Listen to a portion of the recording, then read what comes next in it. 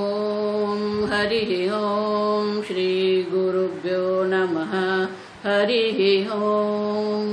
ओम शन्नो मित्रः शं वरुणः शन्नो भवत्वर्यमा शन्न इन्द्रो बृहस्पतिः शन्नो विष्णुरुक्रमः। नमो ब्रह्मणे नमस्ते वायो त्वमेव प्रत्यक्षं ब्रह्मासि त्वमेव प्रत्यक्षं ब्रह्म वदिष्यामि। ऋतं वदिष्यामि सत्यं वदिष्यामि। तन्मामवतु तद्वक्तारमवतु अवतु माम् अवतु वक्तारम्। ओम शांति शांति शांतिः। ओम सहना भवतु सहनौ भुनक्तु सह वीर्यं करवावहै तेजस्विनावधीतमस्तु मा विद्विषावहै। ओम शांति शांति शांतिः। सदाशिवसमारम्भां शङ्कराचार्यमध्यमाम् अस्मदाचार्यपर्यन्तां वन्दे गुरुपरम्परां। श्रुतिस्मृतिपुराणानाम् आलयं करुणालयं नमामि भगवत्पादं शङ्करं लोकशङ्करं। शङ्करं शङ्कराचार्यं केशवं बादरायणं सूत्रभाष्यकृतौ वन्दे भगवन्तौ पुनः पुनः। ईश्वरो गुरुरात्मेति मूर्तिभेदविभागिने व्योमवद्व्याप्तदेहाय दक्षिणामूर्तये नमः। निधये सर्वविद्यानां विशदे भवरोगिणां गुरवे सर्वलोकानां दक्षिणामूर्तये नमः। ॐ नमः प्रणवार्थाय शुद्धज्ञानैकमूर्तये निर्मलाय प्रशान्ताय दक्षिणामूर्तये नमः। ओम नमः श्री शंकरानंद गुरुपादाम्बुजन्मने सविलास महामोह ग्राह ग्रासैक कर्मणे।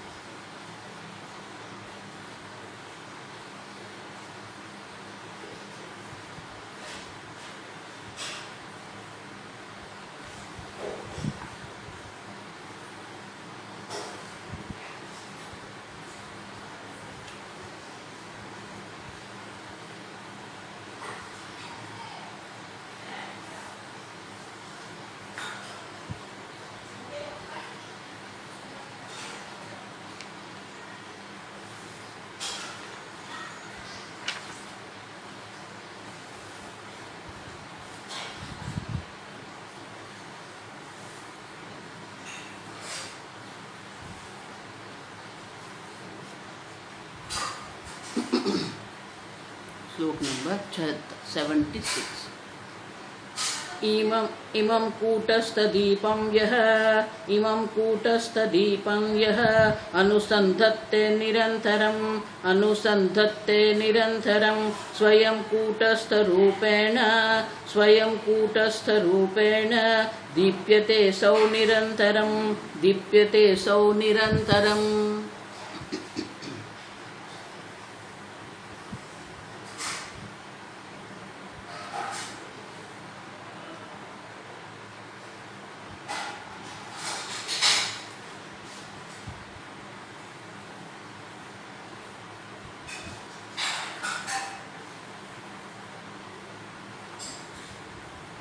माया मेघो जगन्नीरम।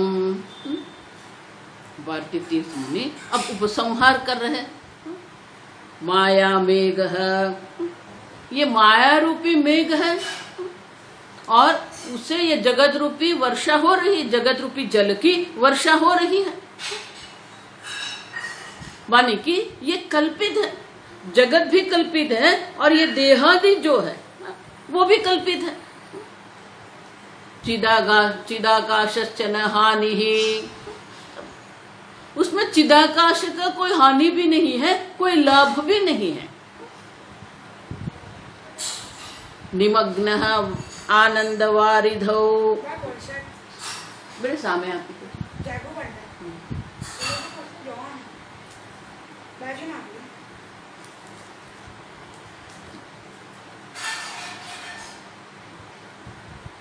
तो जब तक ये जगत का मिथ्यात्व देहादि से अहम बुद्धि नहीं हटती है और जगत आदि से सत्य बुद्धि नहीं हटती है, तब तक ये आनंद की अनुभूति नहीं है। और इसलिए कहते हैं चिदाकाशस्य न हानिः। अब देखो किसके लिए? विवेकी। जो विवेकी है, जिसने अपने आप को ये कूटस्थ चैतन्य में स्थित करके रखा है। और इसलिए ये अंतिम श्लोक में कहते हैं इमं कूटस्थ दीपम यह इमं प्रकरणम। ये जो प्रकरण है कूटस्थ दीप, ये प्रकरण है यह अनुसंधत्ते निरंतरम, जो निरंतर उनका अनुसंधान करते हैं। अब हम देख के गए 3 शब्द है, नित्य, सतत, निरंतर। तो कहते हैं निरंतर जो ये कूटस्थ दीप प्रकरण का अनुसंधान करता रहता है, स्वयं कूटस्थ रूपेण, वो स्वयं ही कूटस्थ है। आप स्वयं कूटस्थ है, आप समझो। कूटस्थ दीप में जिसका निरूपण हुआ है वो तो आप स्वयं है, तो आपका ही निरूपण हुआ है। और जब ये कूटस्थ दीप जो है, ये प्रकरण जो है, प्रकरण का जो अनुसंधान करता है, वो स्वयं ही कूटस्थ रूपेण, कूटस्थ रूप से दीप्यते असौ निरंतरम, वो कूटस्थ रूप से ही प्रकाशमान होता रहता है। सर्व के अधिष्ठान रूप और सर्व के प्रकाशक रूप ये कूटस्थ दीप है। ब्रह्मवेद ब्रह्मैव भवति, जो ब्रह्म को जानता है वो स्वयं ब्रह्म है। भवति मानी बनता है ऐसा नहीं, आप समझो। भू धातु भू सत्तायाम है। अब देखो भू धातु से ही ये क्रियापद बनता है भवति। आप देखो तो भू मानी इज, होना है, बनना नहीं है। लेकिन बहुत सारे जो अंग्रेजी अनुवाद करने वाले हैं, ये भवति शब्द का जो अर्थ है, भवति क्रियापद जो है, उनका अनुवाद बिकम करते हैं, बनता है नहीं। पाणिनि मुनि स्वयं भू धातु का अर्थ ही सत्ता में देते हैं, होना। अब बनना नहीं है, बनना बिगड़ना तो ये जगत है, आप समझो। आप तो कूटस्थ रूप है, निर्विकार कूटस्थ चैतन्य स्वरूप आप है। तो ब्रह्मवेद जो ब्रह्म को जानता है वो स्वयं ब्रह्मैव भवति, माने वो ब्रह्म बनता नहीं, वो ब्रह्म है। आप समझो। उसी प्रकार से जब आप आत्मा का कूटस्थ रूप से आप चिंतन जब करते हैं तो कूटस्थ रूप से ही आप स्थित रहेंगे। न कोई हानि है, न लाभ है, न विकार है। निर्विकार साक्षी कूटस्थ चैतन्य स्वरूप आप है। निरंतरम, आप देख सतत आप कूटस्थ रूप रहेंगे। कूटस्थ रूप है ना, आप समझ, आपको अपनी कूटस्था में ही स्थिति प्राप्त करनी है। देखो वेदांत जो है ना बहुत व्यक्तिगत है, पर्सनल है। आप आपके बारे में क्या सोचते हो? अगर आपने अपने आप को कूटस्थ स्वरूप जान लिया, कूटस्थ दीप का अनुसंधान करके अपने आप को कूटस्थ स्वरूप जान लिया तो कूटस्थ रूप में ही आप रहेंगे, बनना नहीं है आप सब। तो आप अनुसंधान करो। तृप्ति दीप में भी हम देख के गए, तद विलक्षण साक्षी चिन्मात्रोहम सदा शिवः। और इसीलिए ये निरंतर अनुसंधान करने की आवश्यकता है। और जब तक सम्यक रूप से श्रवण नहीं किया है तो ये अनुसंधान भी नहीं हो सकता है। तो अनुसंधान करना है तो श्रवण भी आवश्यक है। अब देखो पंचदशी में एक बात बहुत स्पष्ट है कि शास्त्र श्रवण का कोई विकल्प नहीं है। अब सुनो, और इसलिए कहते हैं कि ये कूटस्थ दीप का एक बार श्रवण किया, श्रवण करने के बाद मनन जो करना है, अनुसंधान उसका करना है। भागवत में इसलिए कहते हैं अदृढ़म श्रुतम हतम, जो आप सुन रहे हो उनका अनुसंधान करके मनन करके अगर उसको दृढ़ नहीं बनाया, अदृढ़म श्रुतम, तो क्या होगा? हतम, उसका नाश हो जाए। अब संदिग्धम जपम हतम, जप बहुत करते हैं आप, लेकिन अगर आपके मन में संशय है जप के प्रत्यय, देवता के प्रत्यय, जप के फल के प्रत्यय, अगर आपके मन में संशय है तो वो जप भी आपका नष्ट हो जाता है। और इसीलिए कहते हैं कि निरंतर जो उनका अनुसंधान करता है वो कूटस्थ रूप से ही अपने आप को, कूटस्थ रूप से ही वो देखेगा। स्वामी जी इसलिए कहते थे where do you place your I, आप अपने अहम को कहां रखते हो? शरीर आदि में रखेंगे, परिवार में रखेंगे तो दुख ही दुख है।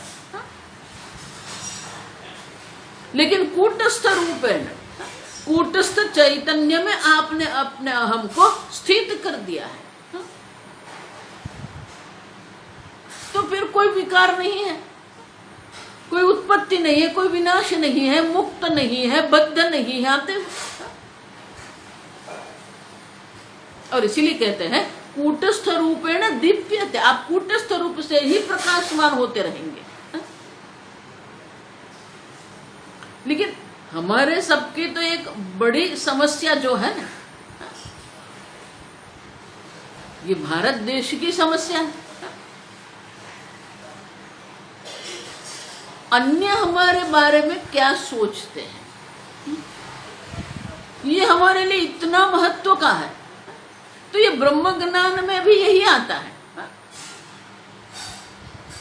हमें जी, मैं तो वेदांत पढ़ रहा हूँ, मैं आत्मज्ञान का चिंतन कर रहा हूँ, लेकिन दूसरे लोग मेरे बारे में ऐसा ऐसा सोचते हैं।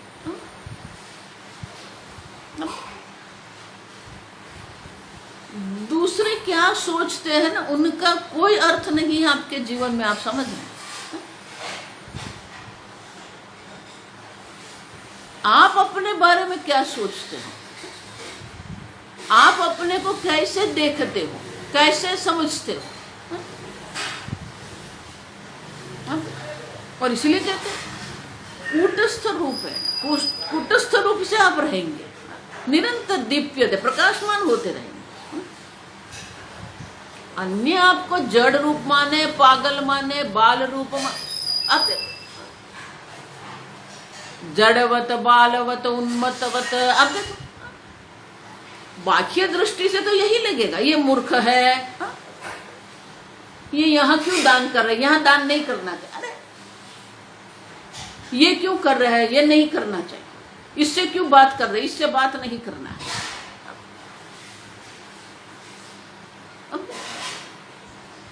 जो आपके बारे में जितने भी अभिप्राय वो लोग बना के रखते हैं वो बाह्य दृष्टि से, आप समझे, बाह्य दृष्टि से ही है ये सब।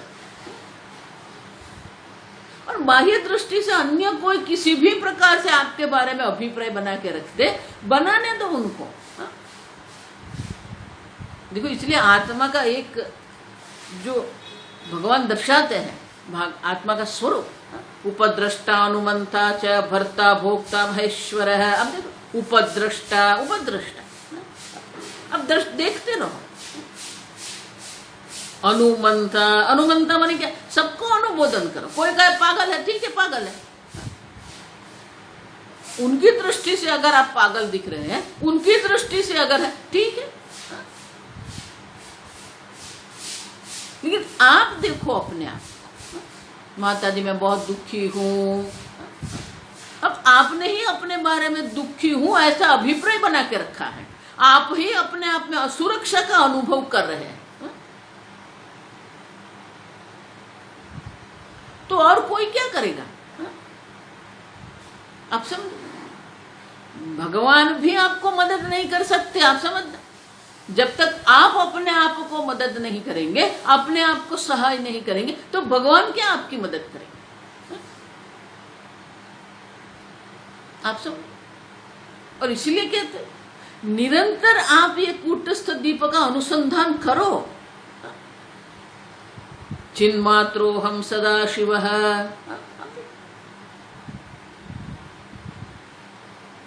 न उत्पत्ति है न निरोध है, अब देखो न बद्ध है न मुक्त है न मुमुक्षु हो न मुक्ति ही, कुछ भी नहीं है, कुछ भी नहीं है, फिर भी सब दिख रहा है।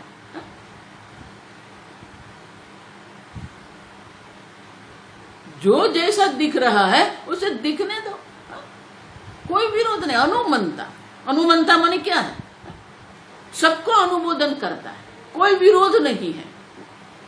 उपद्रष्टा, वो देखता रहता है। भर्ता, भोक्ता, महेश्वर है।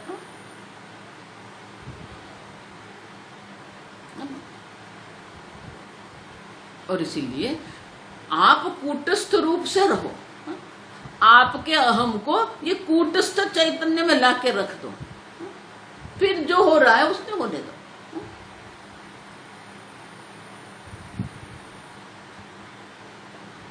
और इसीलिए ये अनुसंधान हमें करते रहना है। भगवान भी यही कहते हैं, आप समझ, एक दो दिन में ये होने वाला नहीं है।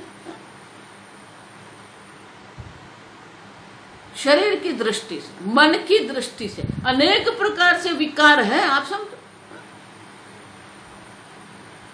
लेकिन ये विकार का अधिष्ठान निर्विकारी चैतन्य आप है। यमराज बहुत सुंदर कहते, अशरीरम शरीरेषु नित्यो नित्यानाम नित्यो अनित्यानाम। अब स्वयं अशरीर है, कोई उनका शरीर नहीं है, फिर भी शरीरेषु अनेक शरीरों में वो उपलब्ध हो रहा है। नित्यो अनित्यानाम,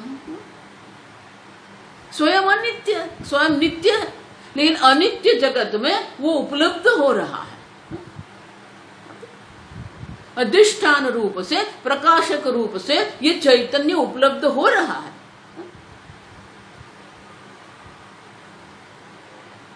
तो तो दृष्टि आपकी कहां पर है? नाम रूप पर आपकी दृष्टि है कि तत्व पर आपकी दृष्टि?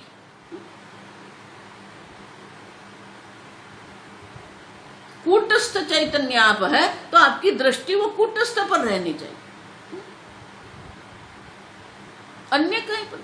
भगवान इसलिए कहते हैं आत्मसंस्तंभन कृत्वा न किंचिदपि चिंतये, अन्य किसी का भी हमें चिंतन नहीं करना।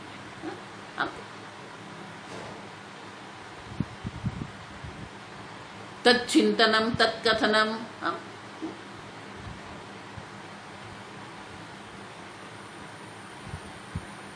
उसी का आप चिंतन करो। जितना आप चिंतन करेंगे उतनी ही आपकी स्थिति रहेगी। मैं कूटस्थ चैतन्य हूं, इसलिए कहते कूटस्थ रूपेण दीप्यते। आप कूटस्थ स्वरूप से प्रकाशमान होते रहेंगे। लेकिन क्या, कब? निरंतरम अनुसंधत्ते, निरंतर आप अनुसंधान करते रहो। इस प्रकार से इमं कूटस्थ दीपम, ये अंतिम श्लोक में कहते हैं इस प्रकार से ये कूटस्थ दीप प्रकरण है। और इस प्रकार से अगर आप कूटस्थ चैतन्य का अनुसंधान करते रहेंगे तो आप स्वयं भी कूटस्थ रूप से प्रकाशमान होते रहेंगे। देखो ये बहुत सारे बाह्य जगत जो है ना,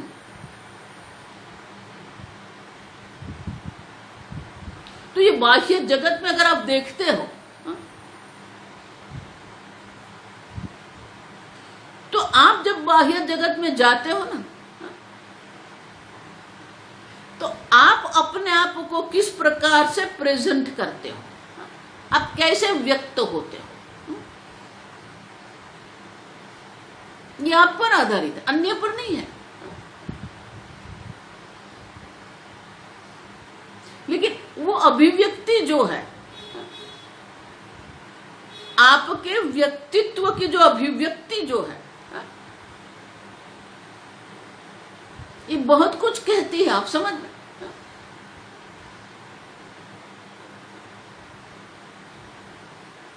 तो अगर आप कूटस्थ चैतन्य है, आनंद वारिधौ तिष्ठति, आनंद सागर में अगर आप रहते हैं तो आपकी अभिव्यक्ति कैसी रहेगी, समझ रहे हो? छोटी छोटी बात में हम दुखी नहीं होंगे, लेकिन बात तो ये है किसको छोटी कहेंगे और किसको बड़ी कहेंगे। कई बार ऐसा होता है बात बहुत छोटी होती है लेकिन वो हमारे लिए बहुत बड़ी बन जाती है। अब समझ, इसलिए स्वामी जी कहते थे कि अगर आपका विचार जो व्यापक, विचार में अगर व्यापकता आएगी ना, देखो जो रुई होती है ना, खेत से जब रुई तोड़ के ले आते हैं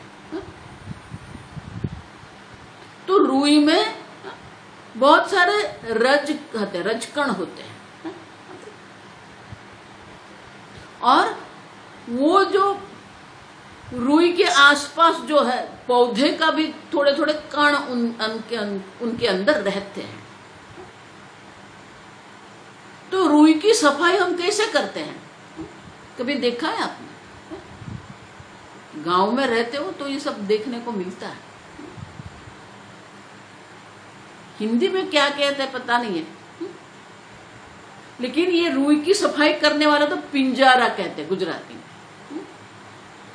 उनके पास बड़ा बहुत तार वाला एक साधन होता है, वो रुई को ऐसे भूमि पर लगा देता है, फिर वो तार उसके रुई पर वो लगाता है, तो क्या होता है, रुई जो है ना वो विस्तृत होती जाती है, अलग रहते, उसके एक एक तंतु अलग होते हैं। उससे क्या होगा, जब रुई एक साथ थी ना तो सब कण सब था अंदर, लेकिन जैसे जैसे वो विस्तृत होती जाएगी, जो जो भी रजकण है, जो जो भी अशुद्धियां जो कण है, पौधे के भी बहुत सारे, पत्तियां के भी बहुत सारे कण उसमें रहते हैं, टुकड़े रहते हैं छोटे छोटे। तो जैसे जैसे रुई का विस्तार होता जाता है, ये कण नीचे पड़ते जाते हैं। अब देखो, तो रुई सबकी सफाई हो जाती है। रुई को पानी से धोना नहीं है, रुई को वैक्यूम क्लीनर नहीं करना है, उसको विस्तार करना है। बस हमें भी यही करना है, हमारी बुद्धि को विस्तृत करना है। एक देह में बैठ के आप इतने दुखी रहते हो, बुद्धि का विस्तार करो। जितनी आपकी बुद्धि का, जितना आपकी बुद्धि का विस्तार होता रहेगा, तो ये जो छोटे छोटे कण, छोटे छोटे राग द्वेष, छोटे छोटे दुख, छोटे छोटे विक्षेप जो आपके मन में है ना, वो सब गिर जाएंगे, छूट जाएंगे।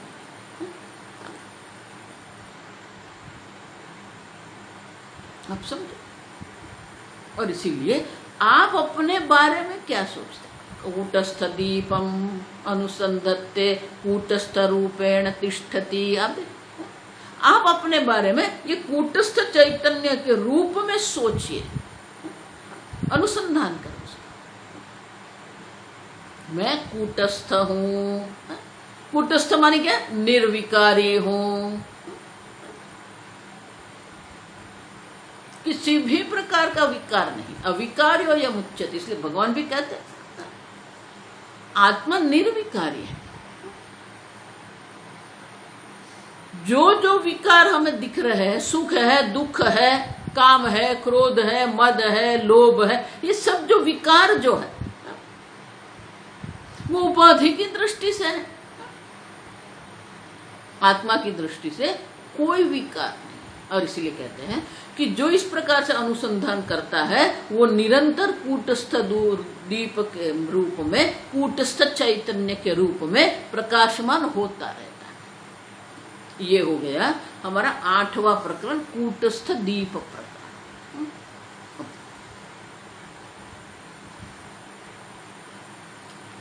पंचदशी की दृष्टि से देखते हैं तो आधा हो गया, 8 हो गया, 15 से 8 आ गया।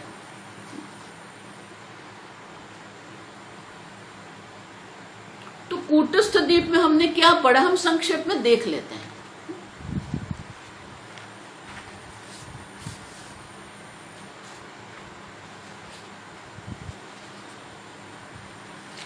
अब देखो, कूटस्थ दीप का आरंभ कैसे होता है? ख आदित्य। अब देखो, गगन में जो आदित्य है, अब देखो गगन में जो आदित्य, उनकी जो दीप्ति है, उनका जो प्रकाश है, कूड्य, वो दीवार पर पड़ता है। कूटस्थ देह अधिस्थ जीवेन भास्यते।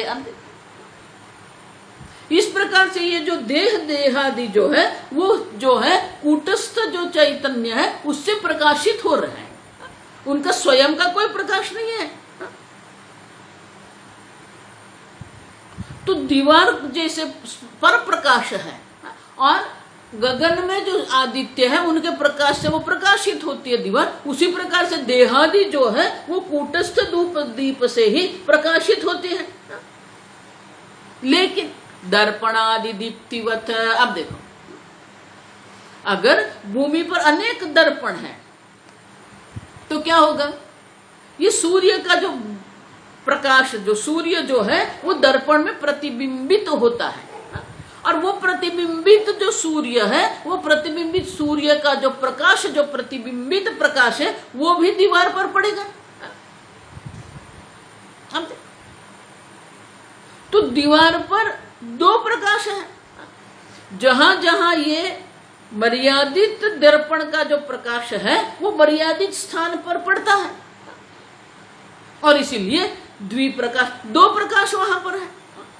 और जहां पर ये दर्पण से प्रतिबिंबित प्रकाश नहीं पड़ रहा है, वहां वो दर्पण का प्रतिबिंबित प्रकाश का अभाव है।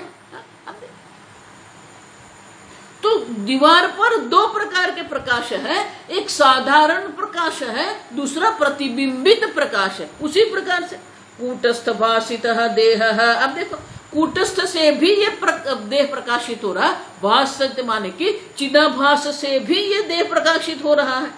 अब देखो माने कि यहाँ जिस प्रकार से दीवार में दो प्रकाश है, एक साधारण प्रकाश है और प्रतिबिंबित प्रकाश है, उसी प्रकार से देह में भी कूटस्थ और चिदाभास का प्रकाश दो प्रकार से चैतन्य है। अब देखो लेकिन जिस प्रकार से सूर्य का प्रकाश सर्वव्यापी है, लेकिन जहां जहां प्रतिबिंबित प्रकाश पड़ रहा है वहां दो प्रकाश है, जहां नहीं है वहां क्या है, अभाव है। प्रतिबिंबित प्रकाश का अभाव है लेकिन साधारण प्रकाश तो है।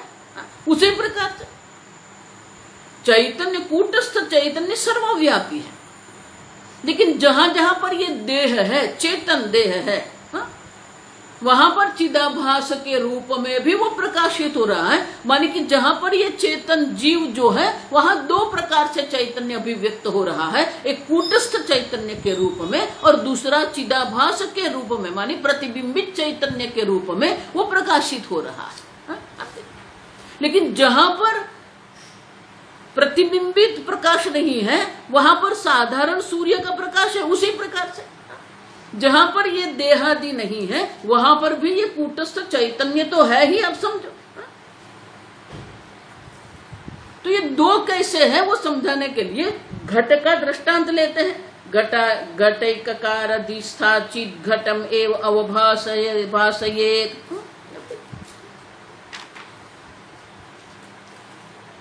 घट जो है, घट जो स्वयं जो है वो घट स्वयं जो है वो पर प्रकाश है, स्व प्रकाश नहीं है। और उसके कारण क्या होगा, वो घट को चिदाभास प्रकाशित करता है और चिदाभास जब उसको घट को प्रकाशित करता है तब वो घट जो है वो ज्ञात बनता है। आप देखो, और जो ज्ञात जो है वो जो है घटस्य ज्ञातता ब्रह्म चैतन्य अवभासते। घट जो है वो चिदाभास प्रतिबिंबित चैतन्य से प्रकाशित होता है और जो ज्ञात घट जो है वो ब्रह्म चैतन्य के द्वारा प्रकाशित होता है। और इसीलिए ये दो प्रकार से घट है, एक ज्ञात घट है और दूसरा अज्ञात घट है। अब देखो ज्ञात घट जो है वो चिदाभास से प्रकाशित हो रहा है, अज्ञात घट जो है वो ब्रह्म चैतन्य से प्रकाशित, माने कि ब्रह्म चैतन्य के द्वारा अज्ञातः ब्रह्मणः। आप देखो भाष्यत ज्ञात कुंभस्तथा न किम। तो बोले कि अज्ञात जो घट जो है वो ब्रह्म चैतन्य से प्रकाशित है। अज्ञात्वेतन ज्ञातः अयं घटः। आप देखो लेकिन जो ज्ञात है वो चैतन्य प्रतिबिंबित चैतन्य से प्रकाशित हो रहा है। तो बुद्धि जो है, बुद्धि स्वयं घट को प्रकाशित नहीं कर सकती है क्योंकि बुद्धि स्वयं जड़ है। लेकिन वही जो बुद्धि में जब चैतन्य प्रतिबिंबित होता है तो वो प्रतिबिंबित चैतन्य से घट प्रकाशित हो सकता है। और इसीलिए बुद्धि स्वयं नहीं करती है, लेकिन चिदाभास अंतधि वृत्ति ही। चिदाभास जो बुद्धि के अंदर जो चिदाभास है उसी जो वृत्ति जो है वो घटाकार वृत्ति बनती है। अज्ञातः ब्रह्मणा भाष्यः। तो बोले कि आप कह रहे हो कि अज्ञात जो ब्रह्म है वो कूटस्थ चैतन्य से ब्रह्म चैतन्य से प्रकाशित हो रहा है और ज्ञात घट जो है वो चिदाभास से प्रकाशित हो रहा है। तो आप ऐसा क्यों नहीं कहते कि अज्ञात घट भी ब्रह्म चैतन्य से प्रकाशित हो रहा है और अज्ञात घट जो है वो भी ब्रह्म चैतन्य से प्रकाशित हो रहा है? बोला कि नहीं। आप समझो क्यों? क्योंकि प्रतिबिंबित जो चैतन्य है, प्रतिबिंबित चैतन्य के बिना ज्ञात घट जो है वो ज्ञात नहीं बनता है। आप समझो, अब घट को ज्ञात बनने के लिए ज्ञात इति उच्यते कुंभः। अब धी मात्र व्याप्त कुंभ से ज्ञातत्वम। अब धी स्वयं और घट स्वयं दोनों जड़ है, आप समझो। मानती कि धी मात्र, बुद्धि मात्र से घट प्रकाशित नहीं होता है। बुद्धि में जो चैतन्य जो प्रतिबिंबित है उससे वो घट प्रकाशित हो रहा है। ब्रह्म चैतन्य से ज्ञात ब्रह्म नहीं, आप समझो, ज्ञात घट नहीं है। ये जगत और आप जो चैतन्य, जो ब्रह्म चैतन्य, दोनों के बीच में ये बुद्धि है, आप समझो। अब कभी भी सीधे सीधे ये जगत को नहीं देख रहे हो, बुद्धि के द्वारा पहले ये घट को प्रकाशित करना पड़ता है, तब वो प्रकाशित जो ज्ञात घट, जो घटाकार वृत्ति के रूप में आपकी बुद्धि में आता है, फिर वो घटाकार वृत्ति को आप प्रकाशित करते हो और कहते हो मैं घट जानता हूं। आप देखो, और इसलिए कहते हैं कि इस प्रकार से आभास उदित अस्मर ज्ञातत्वम जनयेत् घटे। 13वें श्लोक में कहते हैं कि आभास के द्वारा जो प्रकाशित हुआ घट है वो घट ज्ञात बनता है। अब जब वो जो घट जो ज्ञात बना, क्यों? क्योंकि घटाकार वृत्ति हुई। अब जो घटाकार वृत्ति है, आगे ही कह दिया हमने, बुद्धि जड़ है, घट जिस प्रकार से जड़ है उसी प्रकार से बुद्धि भी जड़ है।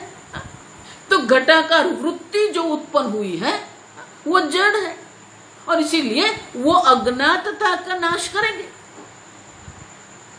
अज्ञान का नाश घटाकार वृत्ति कर देती है। तो अज्ञात घट जो है वो ज्ञात कैसे बनेगा? ब्रह्म चैतन्य से नहीं बनेगा, समझ रहे? क्योंकि ब्रह्म चैतन्य तो है ही वहां पर, और इसीलिए अज्ञात घट जो है वो अज्ञात घट को ज्ञात बनाने के लिए चिदाभास की आवश्यकता है। देखो, यही ये बात है कि आप ब्रह्म चैतन्य वो है जो ज्ञात को भी प्रकाशित करे, अज्ञात को भी। आप देखो, अज्ञान को भी प्रकाशित करने वाला ब्रह्म चैतन्य है, ज्ञान को प्रकाशित करने वाला भी ब्रह्म चैतन्य है। लेकिन वो अज्ञात जो है, वो अज्ञात घट जो है, उनका जो अज्ञान है, वो अज्ञान की निवृत्ति तो घटाकार वृत्ति से ही होती है, आप समझो।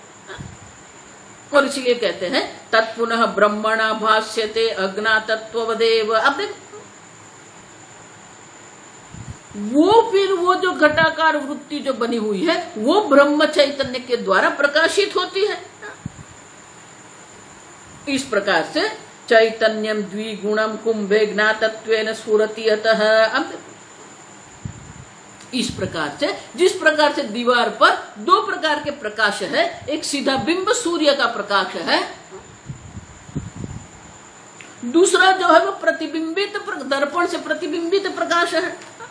उसी प्रकार से चैतन्यम द्विगुणम कुंभे, ये कुंभ जो है, कुंभ में भी घट में भी दो प्रकार का चैतन्य है।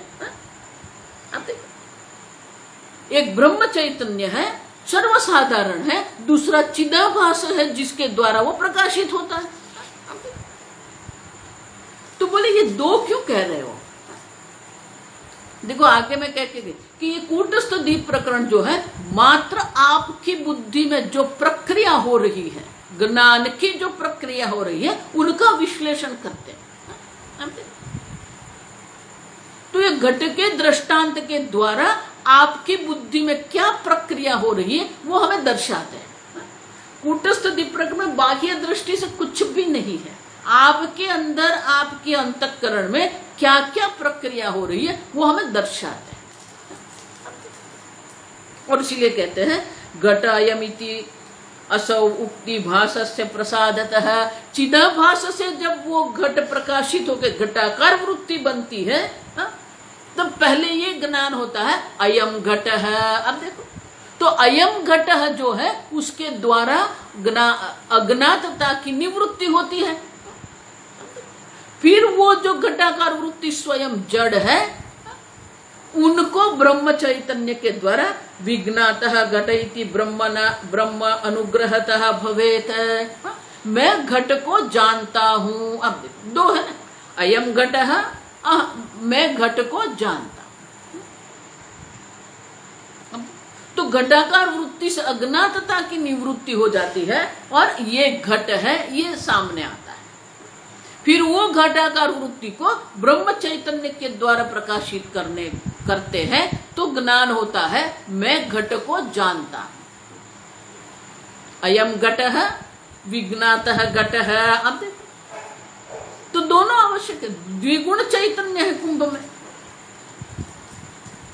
तो बोले जिस प्रकार से ये बाह्य जगत में होता है कि पहले चिदाभास के द्वारा घट प्रकाशित होता है और फिर वो ब्रह्म चैतन्य के द्वारा प्रकाशित होके आपको घट का ज्ञान होता है, उसी प्रकार से 17 श्लोक में कहते हैं आभास ब्रह्मणि देहाद् बहिः यद्वत् तद्विवेचिते। आभास माने चिदाभास और ब्रह्म, दो प्रकार के द्विगुण चैतन्य जो है, जिस प्रकार से बाहर है देहाद् बहिः, देह के बाहर जिस प्रकार से ये प्रक्रिया होती है, तद्वत् भास कूटस्थौ विवेच्यताम वपुषु वपुषी अपि। अब उसी प्रकार से ये शरीर में भी चिदाभास और कूटस्थ चैतन्य दो है, द्विगुण चैतन्य। बाहर प्रतिबिंबित चैतन्य और ब्रह्म चैतन्य है, उसी प्रकार से ये देह में भी अगर विपुषी, ये देह में अगर आप देखते हैं तो यहां पर भी चिदाभास और कूटस्थ चैतन्य दो है। आप देखो तो बोले दो क्या, अहमृतौ चिदाभासः काम क्रोधादिकासु च संव्याप्य वर्तते। अब अहम वृत्ति, चिदाभास में जो आपने अहम बुद्धि करके रखी है, जहां पर काम क्रोध दया कृपा माया प्रेम ये सब है, तो सब प्रकार की वृत्ति में ये चिदाभास जो है संव्याप्त व्याप्त है। जिस प्रकार से लोहे में अग्नि व्याप्त होता है, उसी प्रकार से सर्व मन बुद्धि की जितनी भी वृत्ति है, सर्व वृत्ति में ये चिदाभास व्याप्त है। अब सब स्वमात्रम भासे, लेकिन ये आप ऐसा क्यों कहते हो? अब देख, ये बहुत सुंदर दृष्टांत है। तप्त लोह जो होता है, तप्त लोह जो होता है वो लाल रंग का हो जाता है। तो बोले अगर अंधेरे में अंधकार में अगर वो हम रखेंगे तो तप्त लोह जो है वो क्या करेगा? स्वमात्रम भासये तप्तम लोहम नान्यत कदाचन, वो स्वयं को प्रकाशित कर रहा है क्योंकि लाल लोहा हमें दिख रहा है, लेकिन उनके बाजू में अगर कुछ पड़ा हुआ है तो उनको वो प्रकाशित नहीं करेगा, माने कि अपने आप को वो प्रकाशित कर रहा है, लेकिन अन्य को प्रकाशित करने का सामर्थ्य उसमें नहीं है। उसी प्रकार से ये चिदाभास जो है वो स्वयं को प्रकाशित कर रहा है, वो स्वयं को प्रकाशित करके घटाकार वृत्ति बनता है, लेकिन दूसरे को वो प्रकाशित नहीं कर सकता। घटाकार वृत्ति जो बनती है वो घटाकार वृत्ति स्वयं को प्रकाशित कर रही है क्योंकि वो प्रतिबिंबित चैतन्य है। क्यों? विच्छिद्य विच्छिद्य जायन्ते वृत्ते अखिलाः सर्वापि विलीयन्ते। अब देखो तो ये वृत्ति जो चिदाभास जो वृत्ति जो है वो कैसे है? विच्छिद्य, उत्पन्न होती है नाश हो जाती है, उत्पन्न होती है नाश हो जाती है। अब देखो तो चिदाभास जो है वो उत्पन्न होता है, घटाकार वृत्ति बनती है, घटाकार वृत्ति शांत हो जाती है, पुष्पाकार वृत्ति बनती है, पुष्पाकार वृत्ति शांत हो जाती है, शब्दाकार वृत्ति बनती है, शब्दाकार वृत्ति शांत हो जाती है। अब देखो तो ये चिदाभास जो है स्वयं जड़ है, अनित्य है। अब देखो और सुषुप्ति मूर्छा समाधिषु सर्वापि विलीयन्ते, और ये जो तीन अवस्था हमारी जो है, एक समाधि है, एक निद्रा अवस्था सुषुप्ति, और एक तीसरी मूर्छा अवस्था है। ये तीनों अवस्था में तो कोई वृत्ति रहती ही नहीं है। अब और जब है तब भी वो क्या है, विच्छिद्य विच्छिद्य, उनका नाश होता रहता है, उनका विच्छेद होता रहता है, नई वृत्ति उत्पन्न होती रहती है। लेकिन जो कूटस्थ है वो कैसे, अब देखो ये क्यों कहा विच्छिद्य विच्छिद्य, तो हमें दृष्टांत देखना पड़ेगा। वो दीवार पर जो हम देख रहे हैं, तो दीवार पर जो अनेक भूमि पर जो दर्पण पड़े हुए हैं, वो दर्पण से प्रतिबिंबित प्रकाश वहां पर है, लेकिन संपूर्ण दीवार पर प्रतिबिंबित प्रकाश है नहीं, विच्छिद्य विच्छिद्य, आप देखो उसका भंग होता है, विच्छिद्य माने भंग हो रहा है।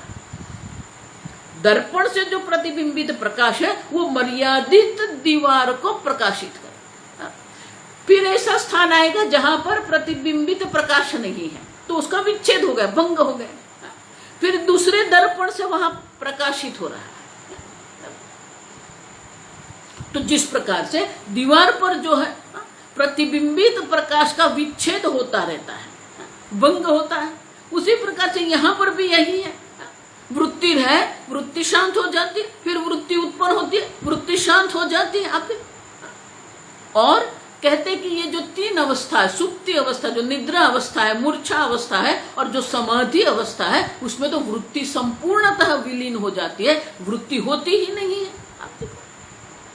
और इसीलिए चिदाभास जो है, जिसकी उत्पत्ति होती है, जिसका नाश होता है, वो जड़ होता है, स्वयं में वो स्वप्रकाश हुआ, क्योंकि जिस प्रकार से जो दर्पण जो है वो स्वप्रकाश दिख रहा है। आप देखो दर्पण हमें स्वप्रकाश दिख रहा है, लेकिन दर्पण स्वयं में स्वप्रकाश नहीं है। आप सब सूर्य से जो है, स्वामी जी से कहते हैं बोरोड लाइट, सूर्य से उधार ली हुई वो, उधार लिया हुआ वो प्रकाश है वहां पर। और इसीलिए चिदाभास स्वयं को प्रकाशित कर सकती है। क्यों? संदयः अखिल वृत्ति नाम अभावश्च अवभासिताः, क्योंकि ये दो वृत्ति की जो संधि होती है, जहां पर ये वृत्ति का अभाव है, उसको भी कूटस्थ चैतन्य क्या करता है, प्रकाशित कर रहा है। वृत्ति को, भाव को भी वो प्रकाशित कर रहा है, वृत्ति के अभाव को भी वो प्रकाशित कर रहा है। आप समझो, निर्विकारेण येन असौ कूटस्थः, जिस चैतन्य के, जो जिस निर्विकारी चैतन्य के द्वारा वृत्ति के अभाव को भी प्रकाशित किया जाता है, उसे कूटस्थ कहते हैं। अब देखो, और इसलिए कहते हैं घटे द्विगुण चैतन्यम यथा बाह्ये, जिस प्रकार से घट में दो प्रकार के चैतन्य है, उसी प्रकार से वृत्तिषु अपि तस्तत्र, उसी प्रकार से वृत्ति में भी दो प्रकार के चैतन्य है। एक प्रतिबिंबित चैतन्य, आप समझो, ठीक से समझो, ये चिदाभास जो हम कहते हैं, घटाकार वृत्ति जिसको हम कहते हैं, चिदाभास जिसको हम कहते हैं, उसमें भी दो चैतन्य है। एक प्रतिबिंबित चैतन्य है और दूसरा उसका अधिष्ठान चैतन्य भी है। आप देखो वहां पर भी दो चैतन्य है। जब घटाकार वृत्ति हम जब कहते हैं तो वहां दो चैतन्य, एक अधिष्ठान चैतन्य है और दूसरा जो है प्रतिबिंबित चैतन्य है। तो बोले कि आपने कहा घट दो प्रकार के हैं, ज्ञात और अज्ञात। ज्ञात घट जो है वो घटाकार वृत्ति से प्रकाशित हुआ है, और अज्ञात घट जो ब्रह्म चैतन्य से प्रकाशित हुआ है। तो उसी प्रकार से क्या ये चिदाभास भी दो प्रकार के हैं, ज्ञात और अज्ञात? तो बोलते नहीं, ज्ञात अज्ञातते, ज्ञातता अज्ञातते नस्तः घट वृत्ति सुपचित स्वस्य स्वेन अनुग्रहित अग्रहितत्वात्। आप देखो, बोलो कि जिस प्रकार से घट में ज्ञात और अज्ञात है, उसी प्रकार से ये चिदाभास में ज्ञात और अज्ञात है क्या? तो बोले कि नहीं है, क्योंकि अंतःकरण जो है वो स्वयं चिदाभास से प्रकाशित है। आप समझो, अंतःकरण स्वयं जड़ है, लेकिन वो अंतःकरण की निर्मलता के कारण उसमें जो चैतन्य का प्रतिबिंब पड़ रहा है, और इसीलिए वो स्वप्रकाश दिखता है अंतःकरण, और इसीलिए वो अज्ञात कभी नहीं हो सकता। आप समझो, घट तो संपूर्णतः जड़ है, और इसलिए वो उनको चिदाभास से हमें प्रकाशित करना पड़ता है। लेकिन चिदाभास जो है वो तप्त लोह के समान है और इसीलिए अज्ञातता जो है वो चिदाभास में नहीं है। द्विगुणीकृत चैतन्यम जन्म नाश अनुभूतितः। तो बोले कि ये जो दो प्रकार का जो चैतन्य है, जन्मनाश अनुभूतितः, उनका जन्म जागृत अवस्था में और स्वप्न अवस्था में वो वृत्ति उत्पन्न होती है, आप देखते हैं, लेकिन सुषुप्ति अवस्था में उनका नाश हो जाता है, वो रहती नहीं है। तो ये उत्पत्ति और नाश दोनों हम देख रहे हैं। अकूटस्थम तदन्यत्तु कूटस्थम। और इसीलिए ये जो चिदाभास जो प्रतिबिंबित चैतन्य है अकूटस्थ है, विकारी है, लेकिन जो कूटस्थ है वो क्या है? अविकारितः। कूटस्थ चैतन्य निर्विकारी है और चिदाभास जो है वो विकारी है। और उसी प्रकार से अंतःकरण तद्वृत्ति साक्षी इत्यादो अनेकधा कूटस्थ एव सर्वत्र। बोले कि ये मैं नहीं कह रहा हूं, पूर्व आचार्य ही विनिश्चितम। अंतःकरण और अंतःकरण की वृत्ति का साक्षी ये कूटस्थ चैतन्य है। ये सर्व प्रकार से सर्वत्र अनेक आचार्यों के द्वारा ये उनका निरूपण हुआ है। आत्मा भाषाश्रयश्चैव मुखा भाषाश्रय यथा गम्यते। अब देख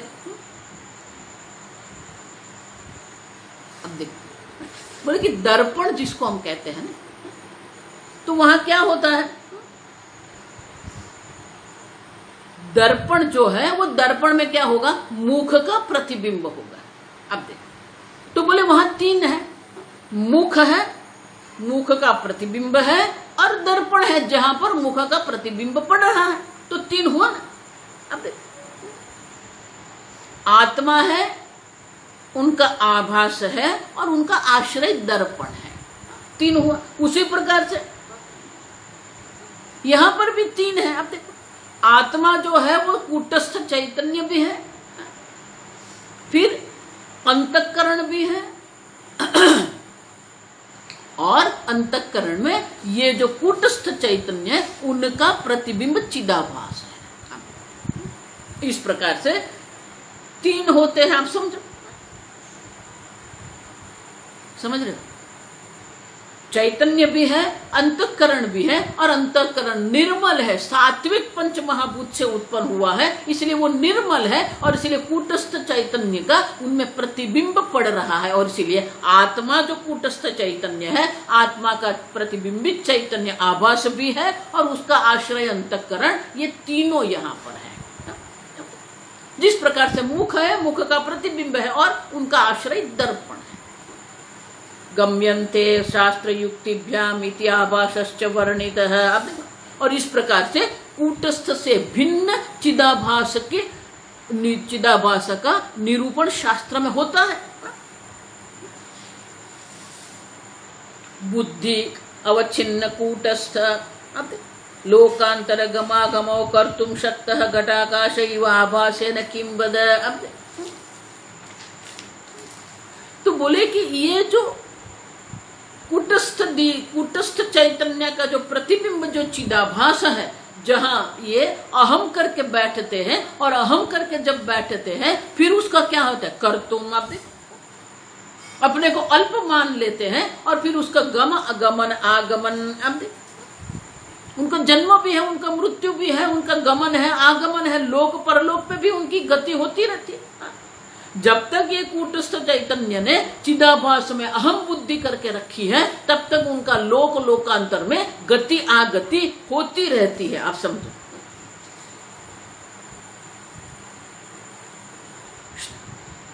शृणु असंगः परिच्छेद मात्रा जीवः भवेत्। अब सुनो माने कि अब ठीक से समझ लो कि जो असंग चैतन्य जो है, परिच्छेद मात्र जीवः भवेत्। तो बोले नहीं, बुद्धि में चिदाभास जो बन गया है उसके मात्र से जीव नहीं बनेगा। आप समझो, प्रतिबिंबित चैतन्य मात्र से, देखो ये तीन इसलिए दर्शाया, आत्मा है, अंतःकरण है और अंतःकरण में चिदाभास है, ये तीन है, ये वास्तविकता है। आप समझो, ये होने मात्र से जीव नहीं बनता है। अगर ये होने मात्र से जीव बनता है तो फिर क्या हो जाएगा? घट जो है, दीवार है, उसमें भी जीव भाव आ जाएगा, लेकिन वहां जीव नहीं है। आप समझो, लेकिन यहां आत्मा है, चिदाभास है और अंतःकरण है, ये तीन होने मात्र से क्या जीव बन जाएगा? तो बोले कि नहीं। क्यों? क्योंकि ये बुद्धि जो है, बुद्धि में जो चैतन्य का प्रतिबिंब पड़ रहा है, वो प्रतिबिंब में हम अहम बुद्धि करके बैठते हैं और वो अहम बुद्धि के कारण वो जीव भाव आ जाता है। तो ये विशेषता है ना, और इसलिए दृष्टांत हमें देते, न पूज्य सदृशी बुद्धि स्वच्छत्वादिति चेत तथा।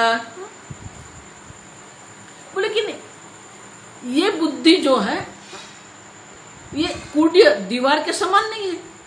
बुद्धि तो स्वच्छ है और उसमें प्रतिबिंब पड़ रहा है चैतन्य। दीवार में सूर्य प्रकाश का प्रतिबिंब नहीं पड़ रहा है, दर्पण है तो प्रतिबिंब पड़ता है। समझ,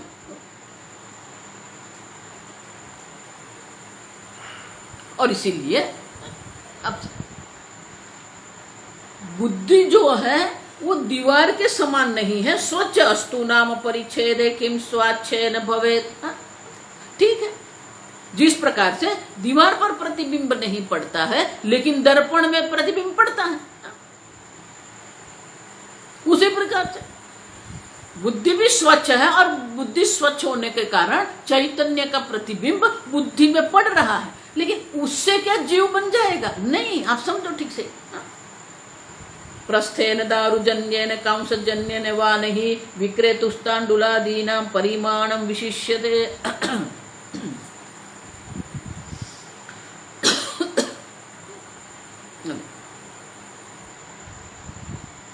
और इसलिए कहते हैं कि जिस प्रकार से पहले के प्राचीन काल में, अब देखो 1 किलो, 1 ग्राम, 1 लीटर, ये हम अभी हैं, पहले ऐसा कुछ नहीं था। लेकिन वो परिमाण के लिए, नाप के लिए क्या रखते थे? वो बांस का ऐसे एक पात्र बनाते थे, या तो फिर धातु का पात्र बनाते थे। तो कहते हैं कि वो धातु कांस्य का पात्र हो या दारू मानी लकड़ी का पात्र हो, लेकिन हमारा जो काम है, उनका जो उपयोग जो है, वो उपयोग क्या है? परिमाण मात्र। अब देखो किसका बने है उसमें विशेषता है। एक कांस्य का है, दूसरा लकड़ी का है, लेकिन दोनों में जो परिमाण है वो तो समान है। परिमाण समान, परिमाण अविशेषेपि प्रतिबिंब विशिष्यते। लेकिन परिमाण की दृष्टि से कोई विशेषता नहीं है, लेकिन कांस्य जो है, धातु जो है, वो क्या है? लकड़े में प्रतिबिंब नहीं बनेगा, लेकिन अगर धातु है तो उसमें प्रतिबिंब पड़ता है। उसी प्रकार से बुद्धो अपि आभासः भवेत् बलात्, उसी प्रकार से बुद्धि स्वच्छ है और इसलिए बुद्धि में प्रतिबिंब संभव है। ईषद्भासन आभासः प्रतिबिंबस्तथा विदः बिंब लक्षणहीनः।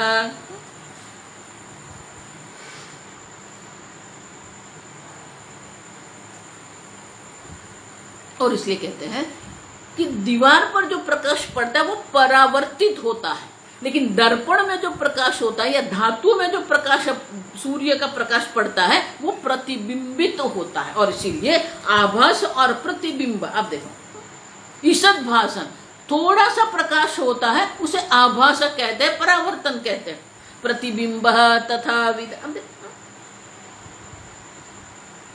तो प्रतिबिंब जो है उसमें तो प्रतिबिंबित होता है, जैसा सूर्य है वैसा ही सूर्य दर्पण में हमें दिखेगा। और इसीलिए बिंब लक्षण ही न सन बिंबवत भासते सही, बिंब के उसमें लक्षण न होने पर भी बिंब के समान वो दिख रहा है। जिस प्रकार से दर्पण जो है, दर्पण में सूर्य का कोई लक्षण नहीं है, फिर भी वो सूर्य के समान प्रकाशित दिख रहा है, क्योंकि वो सूर्य को प्रतिबिंबित करता है। उसी प्रकार से यहाँ पर भी ये प्रतिबिंबित हो रहा है। जो कूटस्थ चैतन्य जो है, कूटस्थ चैतन्य के किसी भी लक्ष्य, किसी भी प्रकार का लक्षण ये बुद्धि में नहीं है, फिर भी उसमें ये प्रतिबिंब पड़ता है और बिंब समान वो दिखती है। आप देखो ससंगत्व विकारीभ्याम बिंब लक्षण हीनता स्फुरत रूपत्व एतस्य बिंबवद भासनम विदुः, बिंब के समान दिखती है ये बुद्धि, लेकिन बिंब नहीं है। क्यों? ससंगत्व विकारी, वो ससंग है। और ये जो कूटस्थ चैतन्य वो असंग है, वो विकारी है, कूटस्थ चैतन्य निर्विकारी है। और इसीलिए बिंब लक्षणहीन है, बिंब का कोई लक्षण नहीं होने पर भी स्फुरति रूपत्वमेव, प्रकाश मात्र प्रतिबिंबित वहां होता है। और इसीलिए ये प्रतिबिंबित जो चैतन्य जो है उसमें जब अहम बुद्धि करके आत्मा बैठ जाता है तो उनको जीव कहते हैं। आप सब नदी भाव भावित्वाद आभा, ये नया, कल बाकी का हम देखेंगे। कल हम ये पूरा प्रकरण का सार बाकी का देख लेंगे।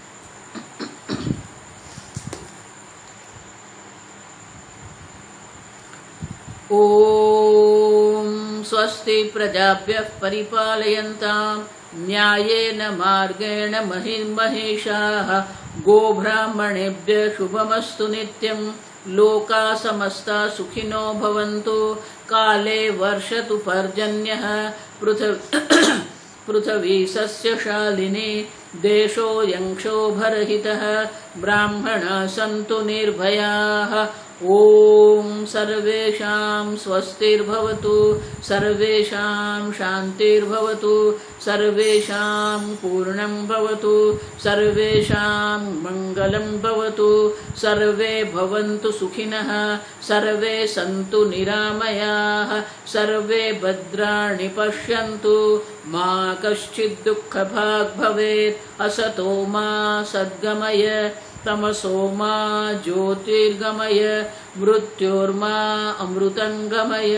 ओम पूर्णमदः पूर्णमिदं पूर्णात् पूर्णमुदच्यते पूर्णस्य पूर्णमादाय पूर्णमेवावशिष्यते। ओम शांति शांति शांतिः। हरिः ओम श्री गुरुभ्यो नमः। हरिः ओम।